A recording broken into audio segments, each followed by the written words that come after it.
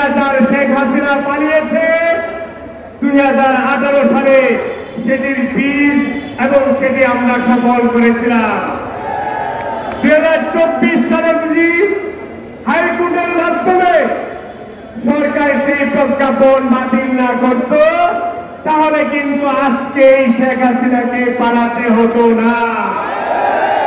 সুতরাং এটা বলতে হয় যে এটি আল্লাহর অশেষ রহমতে এনেছেন মুসলিম মানুষের আন্দোলনে।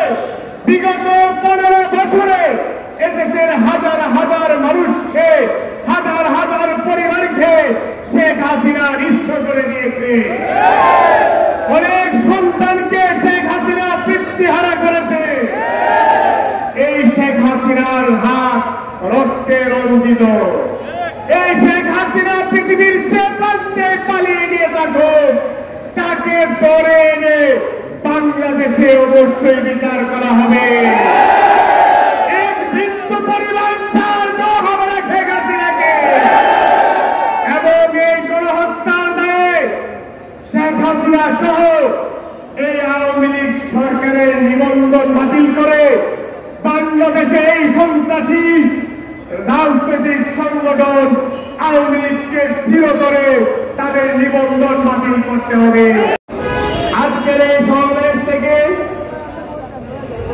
যারা এই শেখ হাসিনা স্বৈরাচারের পেটোয়া পুলিশ বাহিনী কর্তৃক গুলিবিদ্ধ হয়ে হাসপাতালে কাতরাচ্ছেন, তাদেরকে আমরা এইটুকু আশ্বস্ত করতে চাই, এই গণ অভ্যুত্থানের মাধ্যমে আজকে জনগণের যে সরকার, অন্তর্বর্তীকালীন যে সরকার প্রতিষ্ঠিত হয়েছে, প্রত্যেকের এই সুচিকিৎসার ব্যবস্থা করা হবে। প্রতিটি পরিবারকে ক্ষতিপূরণ দেওয়া হবে। সংগ্রামী উপস্থিতি, আজকে 2024 সালে যে কোটা সংস্কার আন্দোলনের মধ্য দিয়ে স্বৈরাচার শেখ হাসিনা পালিয়েছে 2018 সালে, সেটির বীজ এবং সেটি আমরা সফল করেছিলাম।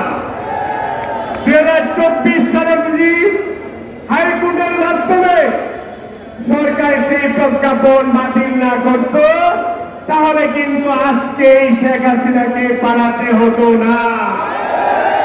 সুতরাং এটা বলতে হয় যে এটি আল্লাহর অশেষ রহমতে এনেছেন মুসলিম মানুষের আন্দোলনে।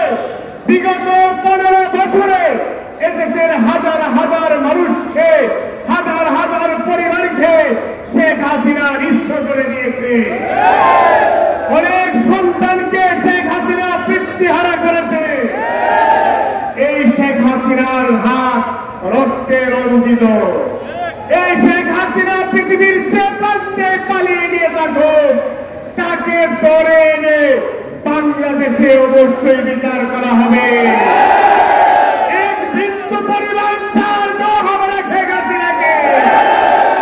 এবং এই গণহত্যার দায়ে শেখ হাসিনা সহ এই আওয়ামী লীগ সরকারের নিবন্ধন বাতিল করে বাংলাদেশে এই সন্ত্রাসী রাজনৈতিক সংগঠন আওয়ামী লীগকে চিরতরে তাদের নিবন্ধন বাতিল করতে হবে।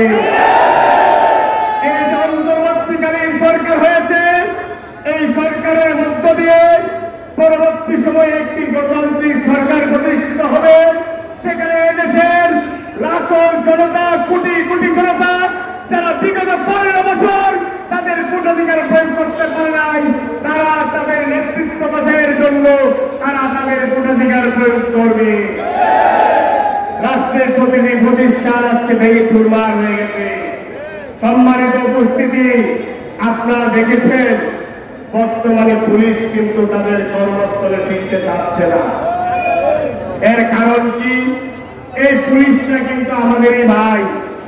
এই শেখ হাসিনা বিগত 15 বছরে এই পুলিশ বাহিনীকে রাষ্ট্রীয় ক্যাডার, যেমন ছাত্রলীগের চেয়ে বড় ক্যাডার বানিয়ে এদেশের মানুষ নির্যাতন করেছে এবং সর্বশেষ বৈষম্য বিরোধী যে ছাত্র আন্দোলন হয়েছে সেখানে গুলি করে এই পুলিশ বাহিনী প্রায় 1000 ছাত্র জনতাকে নির্মমভাবে হত্যা করেছে। ছাত্র জনতা সেই ক্ষোভে পুলিশের উপর আক্রমণ করেছে। আমি তো বলি যে পুলিশ বাহিনী তাদের শিক্ষা দেওয়া উচিত, রাষ্ট্রীয় একটি বাহিনী জনগণের টাকায় প্রশ্ন রেখে গেলাম। আমি আজকে আরেকটি কথা বলতে চাই, এই পুলিশ বাহিনী আমাদেরই ভাই। আপনারা বিভিন্ন জায়গায় দেখেছেন গত দুদিন আগে শেখ হাসিনা থেকে পালিয়েছে, কিন্তু আওয়ামী লীগের যারা নেতাকর্মী আছে তারা তো এই দেশেই আছে, তাই না? এরা দেশে আছে না? এরা কি করতেছে? বলতেছে বিভিন্ন জায়গায় ডাকাতি হচ্ছে। আসলে আমরা সঠিক তথ্য যাচাই বাছাই করে দেখেছি, আসলে কোথাও ডাকাতি হচ্ছে না, বরং আওয়ামী লীগের কিছু টুকাই, ছাত্রলীগের কিছু টুকাই ভাড়া করে বিভিন্ন এলাকায় শান্তিপূর্ণ এলাকার হই হল্লোড় করে তারা সাধারণ মানুষের মনে ভয় ভীতি সঞ্চার করছে। আজকের এই সমাবেশ থেকে সর্বশেষ যে কথাটি বলতে চাই, আমরা এই তরুণরা মিলে আগামীতে আপনাদেরকে একটি সুন্দর বাংলাদেশ উপহার দিতে চাই। সেজন্য প্রত্যেকের কাছে অনুরোধ থাকবে, বিরোধী দল সহ যারাই আছে এই দেশের কোন মানুষের উপর কোনোভাবে আপনারা অত্যাচার নির্যাতন করবেন না। আমি ওবায়দুল কাদেরের একটি কথা দিয়ে শেষ করতে চাই। তিনি বলেছিলেন আওয়ামী লীগের যদি পতন হয় তাহলে 1 লক্ষ নেতাকর্মী সেদিনেই মারা যাবে, কিন্তু আমরা বাস্তবিক অর্থে দেখেছি আওয়ামী লীগের শাসন এবং বর্তমান বাংলাদেশ। আপনারা এখানে যারা উপস্থিত আছেন তারা বলতে পারবেন যে সর্বোচ্চ কতজন আওয়ামী লীগের নেতাকর্মী এই সহিংসতায় মারা গিয়েছে শেখ হাসিনা পালানোর পর? সংখ্যাটা খুবই কম। এদেশের মানুষ সহনশীলতার রাজনীতি চায়, এদেশের মানুষ সহমর্মিতার রাজনীতি চায়, সহাবস্থানের রাজনীতি চায়। সেই জায়গা থেকে বলবো, একজন মানুষকে আর হয়রানি করবেন না। আমরা অঙ্গীকার করছি আগামী দিনে বাংলাদেশ আপনাদেরকে উপহার দিব, সেটি সম্প্রীতির বাংলাদেশ। ধন্যবাদ সবাইকে।